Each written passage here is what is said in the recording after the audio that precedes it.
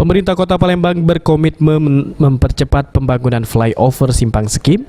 Pembangunan flyover Simpang Skip ini membuat kantor camat Kemuning Palembang harus dibongkar. Pembongkaran kantor camat tersebut secara simbolis dibongkar langsung oleh Wali Kota Palembang Harnojoyo, Sekda Kota Palembang Ratu Dewa, dan pejabat terkait lainnya dengan menghancurkan bangunan pagar kantor sebagai simbolis.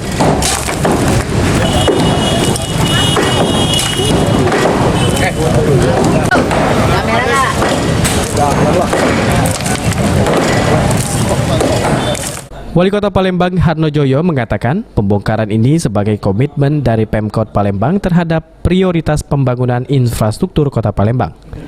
Salah satunya flyover Simpang Skip ini. Karena keberadaan flyover Simpang Skip ini sangat dibutuhkan guna memecah kepadatan arus lalu lintas di kawasan tersebut setiap harinya.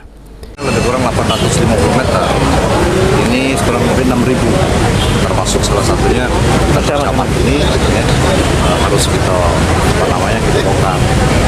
Jadi mudah-mudahan tahun depan balai jalan sudah komitmen untuk menganggarkan kurang lebih totalnya 281 miliar untuk pembangunan flyover dengan 4 lajur. Mudah-mudahan ini lancar, tidak ada gangguan apapun, sehingga flyover di Simpang Skip ini akan berlangsung tahun 2021. Begitu juga nanti underpass. Pembebasan lahan dalam proses pembangunan flyover ini diperkirakan akan menelan biaya sekitar 80 miliar rupiah dengan luas pembebasan berkisar 6.000 meter persegi. Dan untuk pembangunan fisiknya akan dimulai pada tahun 2021 dengan alokasi anggaran pembangunan mencapai 281 miliar.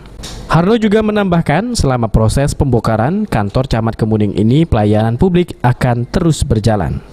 Heru Wahyudi, PAL TV.